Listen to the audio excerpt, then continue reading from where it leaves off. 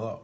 Today, we're going to go through and find some maximum and minimum values of a graph, talk about the domain and range, and where a function is increasing, decreasing, and write an equation in factored form or intercept form after we find the a and do one word problem. So when we go through this, we talk about maximum and minimum values of a graph.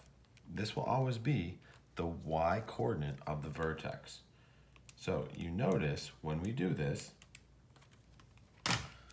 we have the three different forms here of a quadratic. Remember, this is standard form. This form here is vertex form. And this one over here is intercept form. Okay, so the y coordinate of the vertex is the minimum value of the function when a is greater than 0. And it is the maximum value when a is less than 0. That's going to tell us if it opens up, like the graph on the left. Notice that the y coordinate of the vertex is the smallest value, or the minimum. And if a is less than 0, it opens down, and now our y coordinate is the maximum value here. So you can see the boxes we have below here.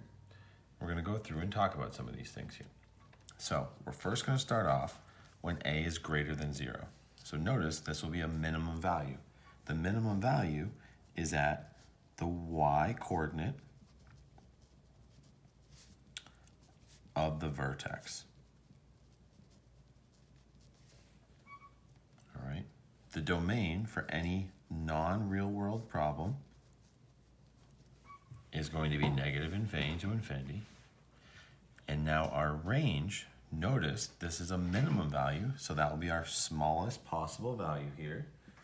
So we'll have a bracket because we can include that point at the y coordinate of the vertex,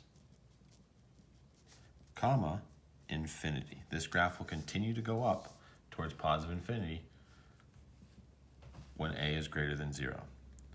Now the next thing we're going to talk about is increasing and decreasing. These are always x values, and they have to describe the entire domain of our function. I like to do these from left to right, just like we would start like from negative infinity to positive infinity, like our domain, or how we read from left to right. So notice in this case here, it's decreasing, and we can even put little arrows here, from negative infinity to the x coordinate of the vertex.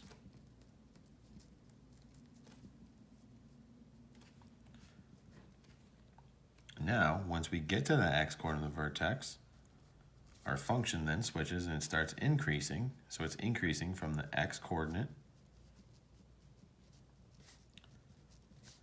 of the vertex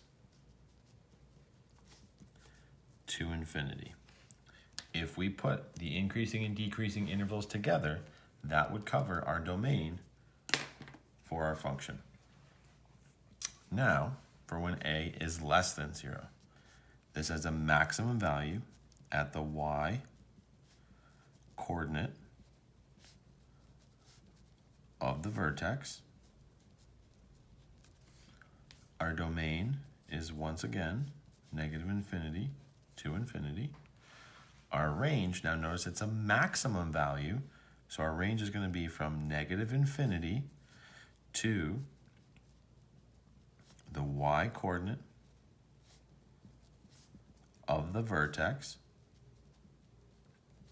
with a bracket, because we include that point.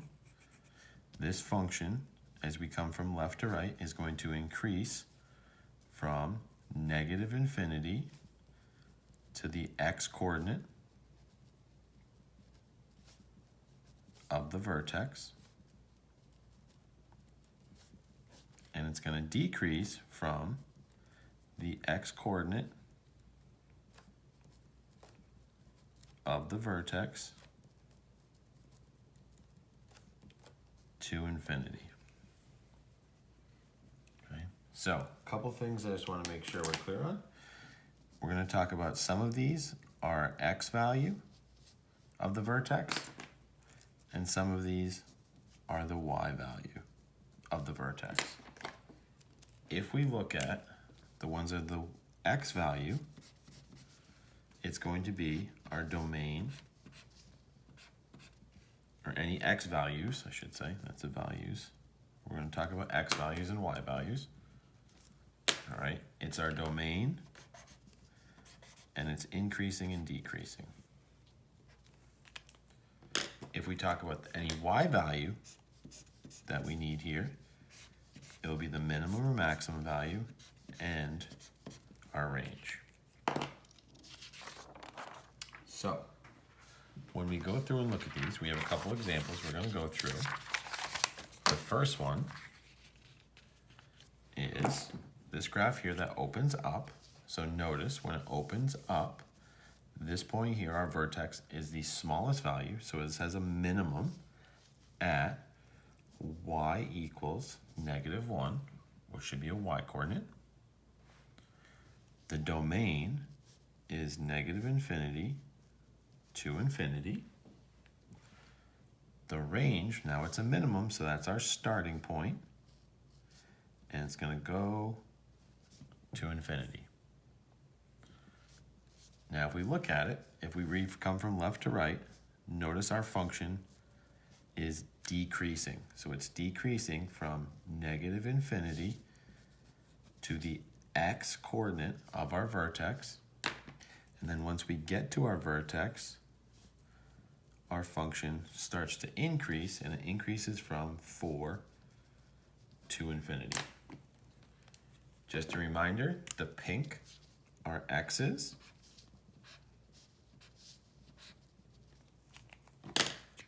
and the yellow are y's. Okay, this will kind of help us here.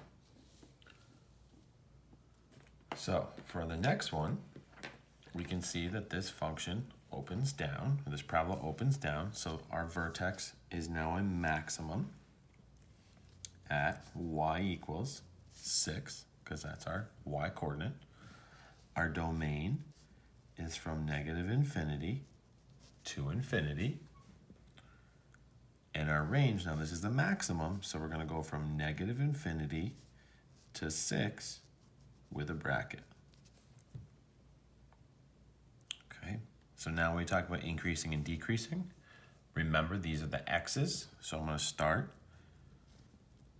from -infinity, and now I'm increasing from -infinity to -2.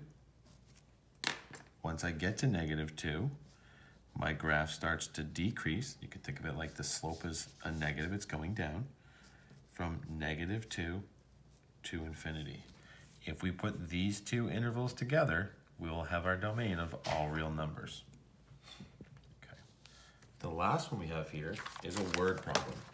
Okay, and then we have a word problem here. We have to put some restraints on our graphs. Okay, this was an example from someone shoots a flare.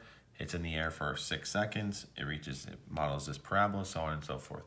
Now this flare can't be in the air for infinite time, and it can't go in negative time, so we need to put some restraints on it. Notice it opens down, so this will be a maximum value at y equals 150. Now our domain here, our smallest time is 0, and our longest time here is 6 seconds. All right, we include both 0 and 6 because we can have those values for time. Our range in this case, okay, this is a max, so we're going to start the smallest here. The smallest value in this case is 0 height, because that's our y, and it's going to go up to 150. It can be 0, that's when it hits the ground or the water, whatever we're talking about, and it can be 150 because that's the highest value we can talk about.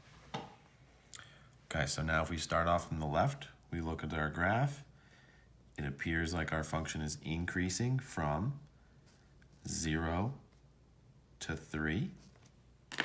Once we get to 3, our function starts to decrease. So it decreases from 3 to 6. Notice if we put these intervals together, we cover our domain. So that was our graph analysis part of this lesson. The next thing we're going to do is find an a value given, or in intercept form, given another point. So, sorry, I just need a sip of water. When we look at this, here's a review that intercept form is up above. They're going to give us two x-intercepts and another point on the parabola. So what I like to do is say, well, my p-value is 2. My q value is 4. Those are my x-intercepts. I can switch them, it does not matter. And the other point they gave us in this case is 3, 4. If I was just to take the p and the q and plug it in to intercept form, we would be given f of x equals a x minus 2 times x minus 4. Notice here we still have 3 unknowns. Our 3 unknowns are x, a, and f of x. But if we look at it, 3 is really our x, and 4 is really our f of x. So if we plug those values in,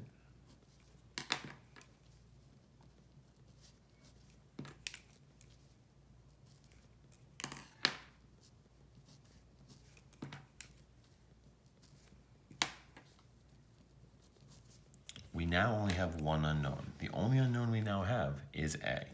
So if we now solve this for a, we would say 4 equals 3 minus 2 is 1, 3 minus 4 is negative 1, 4 equals negative a, divide by negative 1, so 4 equals a, or negative 4 equals a.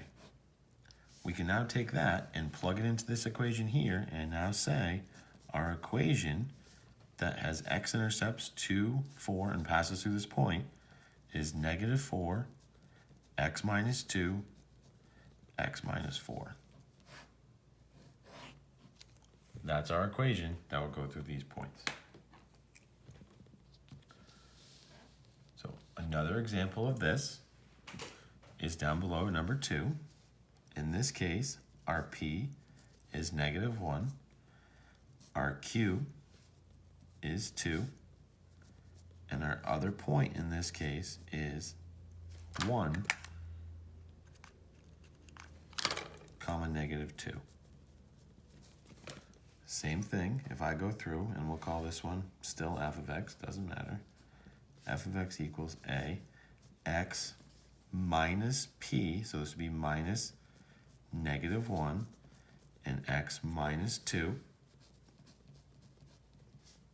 If you realize right away that this should be x plus 1, that's fine. I just want to show you the step and how I got that one. And notice here, our x is 1, and our f of x is negative 2.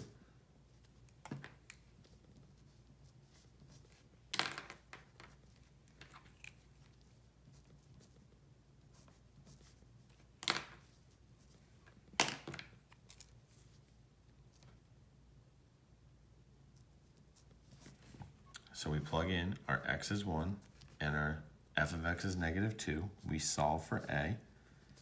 1 plus 1 is 2. 1 minus 2 is negative 1. So negative 2 would equal negative 2a. Divide by negative 2. So our 1 is a. So if we plug this back into our equation, you can write the 1. You don't have to. It will be x plus 1 times x minus 2. There. If you want to write the 1 here, you can. Remember, this is optional. I'm just writing in this case just to show you that that 1 would be there. Okay, so the last thing we're going to do for today is a word problem that's going to kind of combine a couple of these things. So it says a meteorologist, right, aka a weather person, all right, creates a parabola to predict the temperature tomorrow where x is the number of hours after midnight and y is the temperature in degrees Celsius. So for part A, they want to say write a function f that models the temperature over time. So for part A, we notice here we have x-intercepts of 4, 0, and 24, 0. Right? And they give us another point on the parabola, in this case, which is the y-intercept, 0, 9.6. Okay, this is very similar to what we just did. If we think about this, we can now say that our P is 4, our Q is 24, and our other point here, this is our x, and this is our f of x. So if we go about it the same way, we would say f of x equals a x minus 4, x minus 24. If we were now to plug in our point, we would say 9.6 equals a, our x is 0, minus 4, 0 minus 24. We now go to solve for a, so 9.6 equals a times negative 4 times negative 24. So 9.6 equals 96a. When we divide by 96, we get 0.1 equals a. So we can now say that our function is 0.1 times x minus 4, x minus 24. Okay. The next part, so part A is done. For part B, we want to know what the coldest temperature is. Notice if we look at this graph, the coldest temperature is going to be our minimum value, so we need to find the vertex. Okay, so the first thing I need to do to find the vertex is to get the x-coordinate, right? So we need the vertex. And to find the x-coordinate, I would say x equals p, which is 4, plus q over 2. Oh, sorry, I went off the thing there. Sorry, you couldn't see that equation before. So now, this would be 28 over 2. So the x-coordinate of our vertex is 14. Okay, and if we kind of estimate it, it does kind of look like that. Now, once we have the x-coordinate of the vertex, we need to find the y-coordinate of the vertex. So we would plug it into our equation.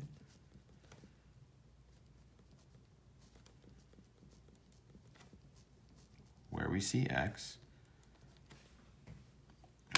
Sorry, my bad. This should be f of 14. We would get 0.1 times 10 times negative 10. So f of 14 is going to equal negative 10. So what is the coldest temperature for part B? Negative 10 degrees Celsius. Okay. Now, our last part says, what is the average rate of change in temperature over the interval which is decreasing and increasing? And then compare the rates of change. Okay, so rate of change is going to be slope. So we're going to find the slope for part C. We're going to find the slope of decreasing. And we're also going to find the slope of increasing. Okay, so starting off the slope of decreasing, it's going to decrease from 0, 9.6 to our vertex, which we just found was 14, negative 10. So we're going to find the slope between these 2 points. All right, so the slope is y2 minus y1 over x2 minus x1. If you need to label them, go for it. Negative 19.6 over 14 So the slope is negative 1.4 over the decreasing interval. So from this point here to our vertex, that is the slope of that. That's the average rate of change. So if we now want to talk about when it's increasing, we're going to increase from 14, negative 10, and we're going to go all the way to 24, 0.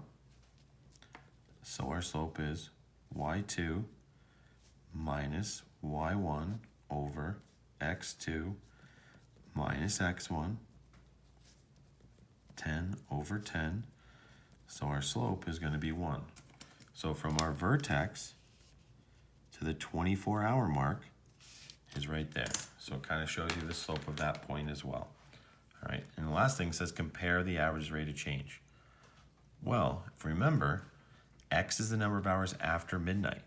So we can say that this temperature decreases faster than it increases because our slope from the decreasing interval is greater, absolute value-wise, than the interval of our increasing interval. That's today's lesson. Please let us know if you have any questions. Have a great day.